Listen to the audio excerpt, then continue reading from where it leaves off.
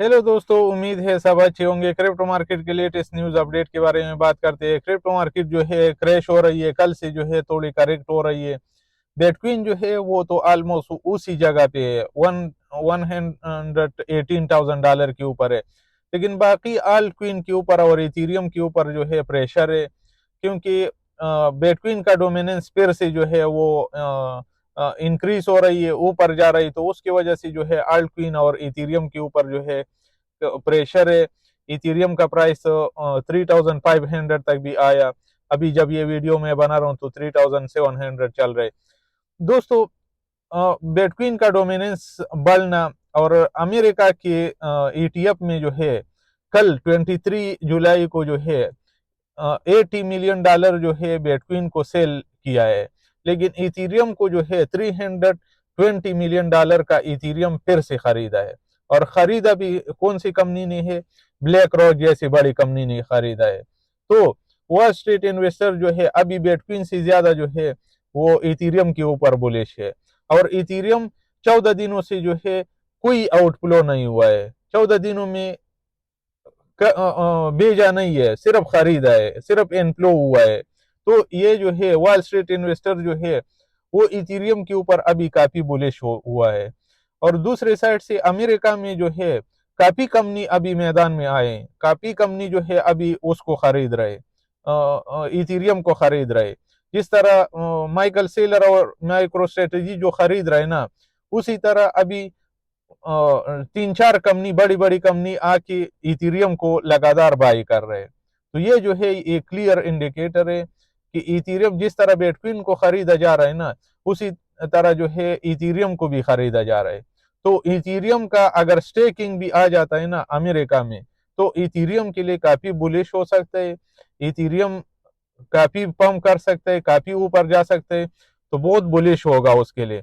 और लगातार जो है ईटीएफ में लगातार खरीदना और बड़ी बड़ी कंपनी जो है मैदान में आना, तो ये क्लियर इंडिकेट करता है कि इथीरियम में और आल्ट क्वीन में काफी फ्यूल बाकी है और काफी ऊपर जा सकता है। तो ये तो एक क्लियर इंडिकेटर है। दूसरा, कल जो है, कल आने वाला है, कल टुमारो मतलब कल जो है डोनाल्ड ट्रम्प पेड की वो ऑफिस में भी जाने वाला है। पेड रिजर्व का जो ऑफिस है वहां भी जाने वाला है। तो देखा जाएगा अगर कोई न्यूज जो है बाहर आता है कि वहां क्या बातचीत हुई, क्या डिसीजन लिया, क्या नहीं हुआ, पेड के चेयरमैन और उन लोगों के साथ मिलता है ना, तो फिर क्या ये आता है और वो क्या स्टेटमेंट देता है। अगर मीडिया के ऊपर आके कोई स्टेटमेंट देता है ना कि उसने हमारे साथ कोई प्रॉमिस किया, या फिर जो है इस तरह उसका माइंड बना हुआ है, वो जो है इंटरेस्ट रेट को कम करेगा, तो वो भी जो है काफी ये कर सकता है, इम्पेक्ट कर सकता है। और 22 को जो मैं जो बोल रहा था कि जर्मी पावल जो है उसका स्पीच होने वाला है, उसमें उसने जो है कोई भी पॉजिटिव बात नहीं किया, कुछ भी नहीं बोला। ना अपना रिजिग्नेशन के बारे में बोला, ना इंटरेस्ट रेट के बारे में कुछ बोला, कोई इंडिकेटर नहीं दिया। तो इस वजह से जो है मार्केट के ऊपर कोई इम्पेक्ट नहीं हुआ। आने वाला जो 30 जुलाई को जो है पेड का फिर से मीटिंग है और इंटरेस्ट रेट का डिसीजन आने वाला है। लेकिन पूली मार्केट के ऊपर अगर आप देखेंगे ना, वहाँ ऑलमोस्ट सब लोग जो है यही प्रेडिक्ट कर रहे हैं कि कोई इंटरेस्ट रेट कम नहीं होगा। और ये डिसीजन इस वजह से चेंज हुआ ना, ये माइंड इस वजह से चेंज हुआ क्योंकि पिछला जो ये आया ना, एफओएमसी का जो ये आया, तो उसमें इंटरेस्ट रेट का ये महंगाई का जो डेटा आया ना, वो जो है वो बढ़ गया था 1%। तो उस वजह से 2.6% एक्सपेक्टेड था और 2.7% आया। तो महंगाई का बढ़ना, तो वो पोली मार्केट के ऊपर उसके डिसीजन के ऊपर जो है इम्पेक्ट किया। और वो जो है लोगों का माइंड चेंज हो गया। 90% लोग यही प्रेडिक्ट कर रहे कि आने वाला जो 30 जुलाई को जो एफओएमसी का जो मीटिंग है और जो डिसीजन लेने वाला है, अनाउंस करने वाला है, तो वहां जो है कोई इंटरेस्ट रेट कम नहीं होगा, वही के वही रहेगा। तो वो पिछले दफा जो महंगाई का डेटा आया उस वजह से ये माइंड चेंज हो गया। तो अगर 30 जुलाई को जो है अगर कोई सरप्राइज रेट कट आता है या कुछ ऐसा होता है ना, तो फिर जो है मार्केट के ऊपर अच्छा खासा इम्पेक्ट कर सकते हैं। नहीं तो फिर अगला महीने फिर देखा जाएगा, अगला मीटिंग में फिर देखा जाएगा कि किस तरह डिसीजन आता है और महंगाई का डेटा किस तरह आता है, तो फिर वो भी देखा जाएगा। लेकिन अभी अगर 30 जुलाई को अगर कोई इंटरेस्ट रेट कम करता है ना, तो फिर ये क्लियर इंडिकेटर होगा कि ट्रम्प का प्रेशर जो है वो बर्दाश्त नहीं किया और उसने प्रेशर में आके इंटरेस्ट रेट को कम किया। क्योंकि जब इन्फ्लेशन का डेटा कम आ रहा था, तब तो वो जो है पेट जो है वो कम नहीं कर रहा था, इंटरेस्ट रेट कम नहीं कर रहा था। लेकिन जब महंगाई का डेटा पिछली दफा ज्यादा आया, तो अभी किस तरह किया उसने, तो फिर ये क्लियर इंडिकेटर होगा कि डोनाल्ड ट्रंप का प्रेशर बर्दाश्त नहीं किया और वो प्रेशर में आके उसने कोई डिसीजन लिया। लेकिन मुझे नहीं लगता है कि पावल इस तरह प्रेशर जो है वो बर्दाश्त करेगा, क्योंकि वो कोई प्रेशर नहीं ले रहे, क्योंकि वो पेट जो है वो एक आज़ादी और खुद मुख्तार इदारा है, तो उस वजह से जो है अभी तक तो उसने प्रेशर लिया नहीं है।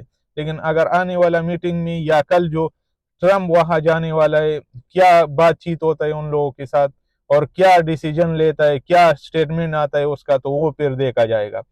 लेकिन अगर आने वाला इंटरेस्ट पेट का जो आने वाला मीटिंग है, अगर उसमें इंटरेस्ट रेट कम भी नहीं करता है ना, तो ये जो है ऑलरेडी प्राइस इन हुआ है, क्योंकि सब लोग यही एक्सपेक्ट कर रहे हैं कि इंटरेस्ट रेट कम नहीं होगा। अगर कोई सरप्राइज रेट कट आता है ना, तो मार्केट काफी ऊपर जा सकता है और काफी मार्केट को बुलिश कर सकता है। लेकिन और उसके बाद जब डिसीजन आएगा ना, उसके बाद भी जो जर्मी पावल है उसका स्पीच को देखा जाएगा कि उस स्पीच में क्या बोलता है।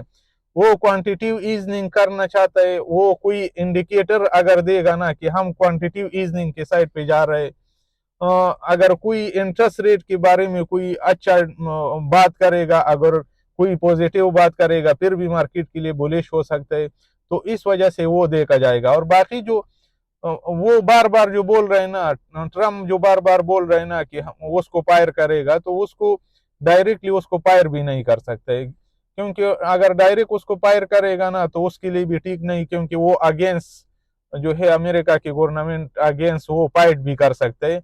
वो लीगल बीट भी जो है उसके अगेंस्ट लड़ सकता है कि उसने मुझे जो है अमेरिका ट्रम्प ने मुझे जो है अनफेयरली फायर किया, तो वो अगेंस्ट कोर्ट में जा सकते हैं और ये भी कर सकते हैं। और उसका टर्म जो है उसमें भी काफी टाइम बाकी है, क्योंकि अगला साल अप्रैल में जो है 2026 अप्रैल में जो है उसका टर्म खत्म हो रहा है, वो रिटायर हो रहा है। तो उस वजह से जो है वो ये भी लड़ सकता है।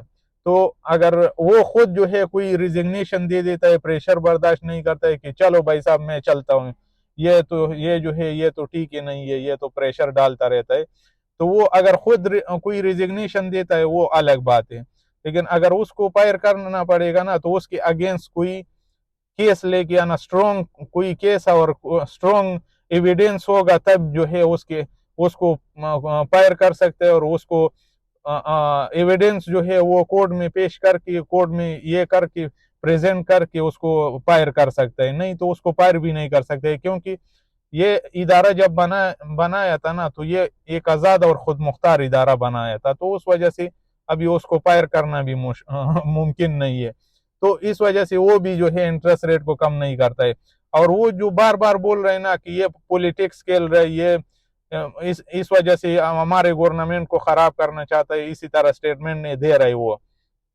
तो आने वाला मीटिंग में अगर वो कम नहीं करेगा ना, तो फिर ट्रम्प अमेरिका की प्रेसिडेंट का और जो है वो मीटर घूमेगा, और शायद वो फिर जो है उसके अगेंस्ट कोई केस बना दे कि वो जो है इंटरेस्ट रेट को कोई और केस बना दे, लेकिन वो प्रेशर इसी बात का होगा, गुस्सा इसी बात का होगा कि वो इंटरेस्ट रेट कम नहीं करते, क्योंकि ट्रम्प जो है वो चाहता है कि क्वांटिटेटिव ईजिंग हो, मार्केट बूम करे, ऊपर जाए, अच्छा खासा S&P नस्डैक सब जो है वो पंप करे, ऑल टाइम हाई ब्रेक करे, वो इसी तरह चाहता है। तो वो ये उसका लास्ट टर्म है, तो इस वजह से वो जो है वो एक पॉजिटिव इसके साथ रिटायर होना चाहता है। तो आने वाला मीटिंग में जो है देखा जाएगा कि क्या होता है। लेकिन हमेशा ये बात याद रखो, कोई भी मार्केट में इन्वेस्टमेंट करने से पहले खुद की रिसर्च करना जरूरी है। मेरा कोई भी वीडियो फाइनेंशियल एडवाइस नहीं लो, किसी का वीडियो भी फाइनेंशियल एडवाइस नहीं लो, खुद की रिसर्च करो, उसके बाद कोई इन्वेस्टमेंट करना है तो करो। Thank you.